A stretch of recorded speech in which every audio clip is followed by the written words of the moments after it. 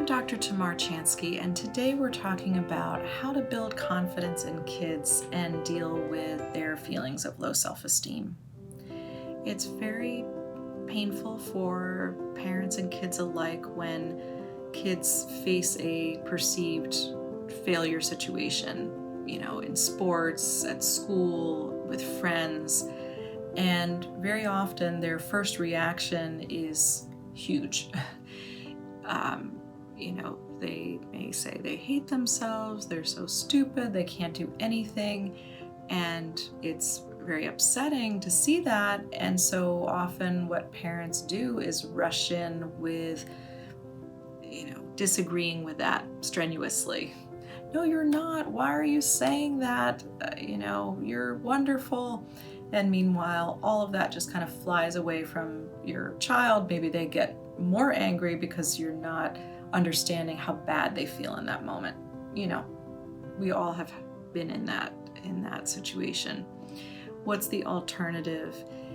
We've got to keep clear in our minds that what's happening is that your child is taking a specific situation and applying a global explanation for that specific situation.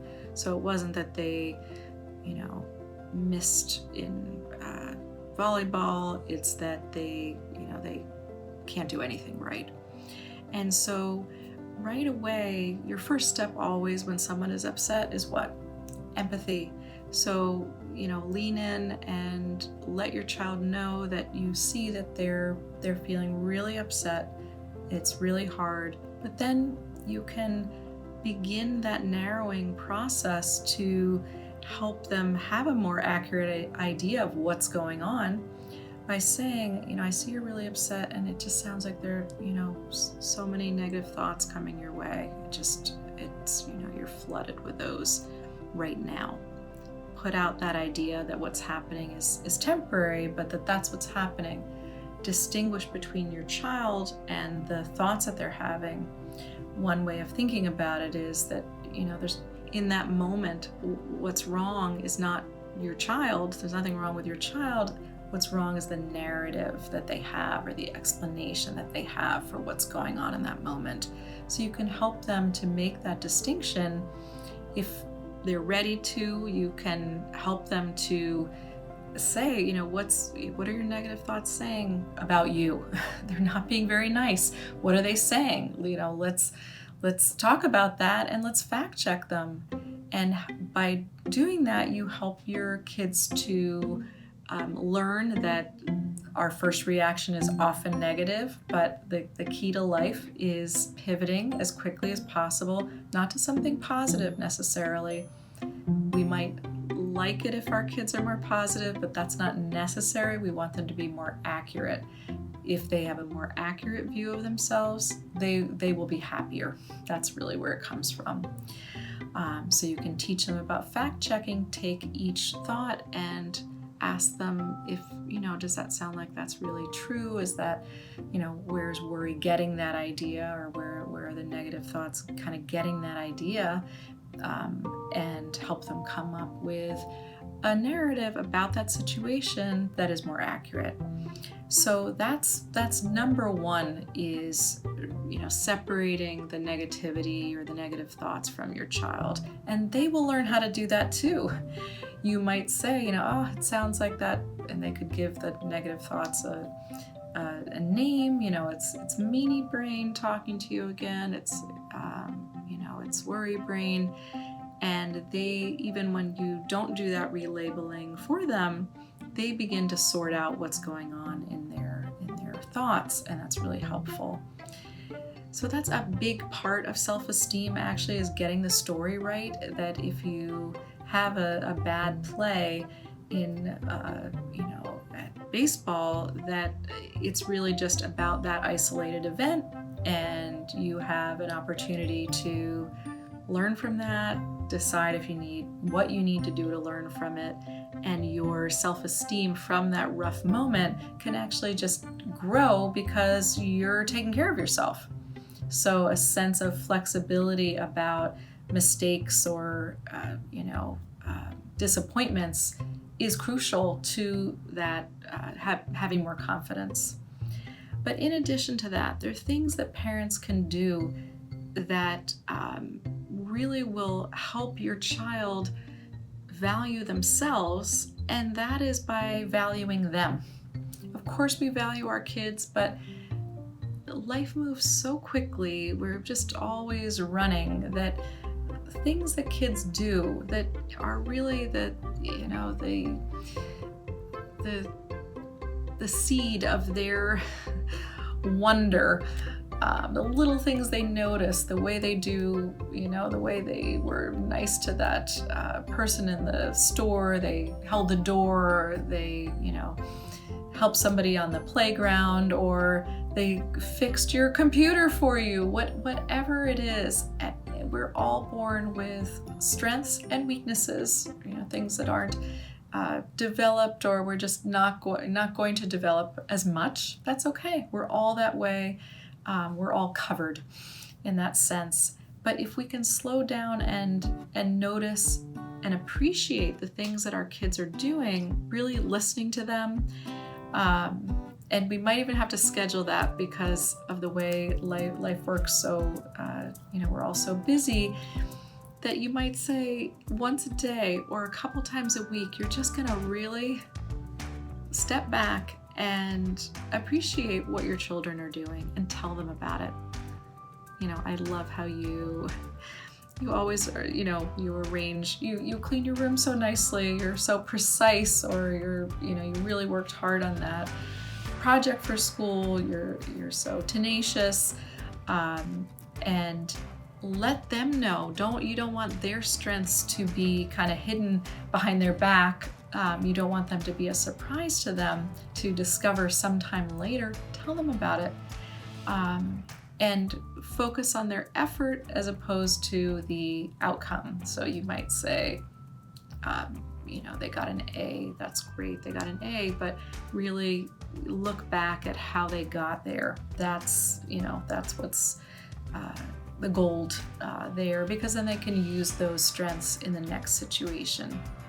So noticing what your children do and valuing that is going to help them to have that mirror for how they can value themselves. Give them things to do, though, too. People are often reluctant to give their kids chores because everyone's so busy and you can get things done faster than they can, but if they are contributing to the greater good in your home, they are valued.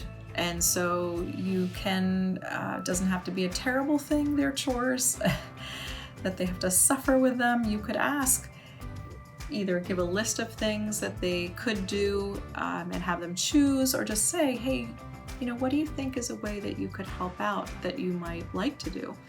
And then they grow a sense of responsibility from that. And they develop a sense of pride in what they're doing, and that is another source of self-worth for them.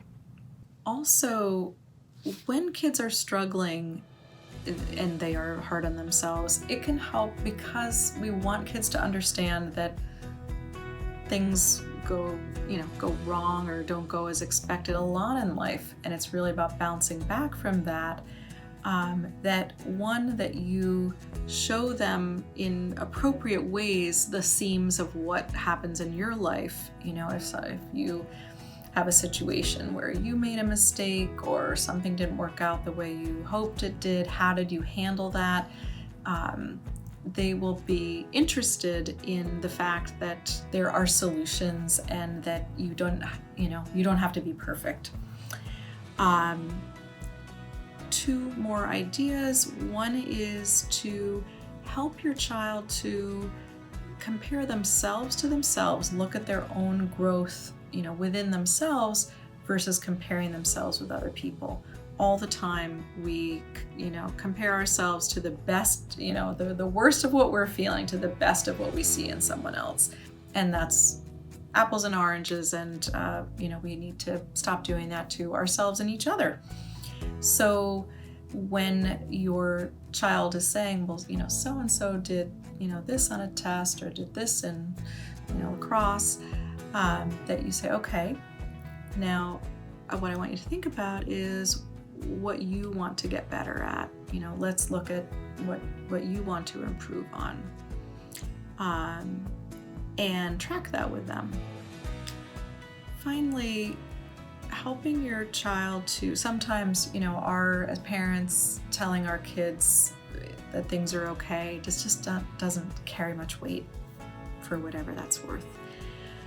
Help your child to get a second opinion on their harsh thoughts about themselves or their inaccurate assessments, by teaching them about this idea of I call it the possibility panel, but basically have your child list a few people that they respect and admire, even if it's your 4-year-old may have a superhero that they want to consult, and ask, what would Wonder Woman say about this, or Superman, and for your older kids, they may have someone, a teacher or a performer that they admire, and do they think, what do they think that person would say about the situation they're in? Would they tell them to be easier on themselves, to, that they have been in those situations as well, and this is how they grew from it?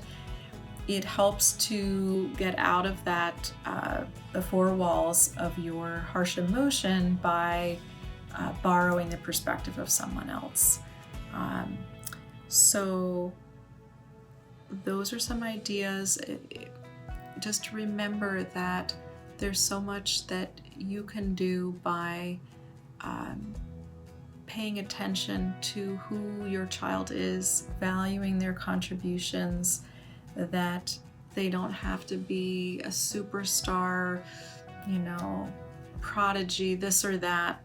That's wonderful, but most people are not that and have value, especially and they will act on that, especially if we let them know about it.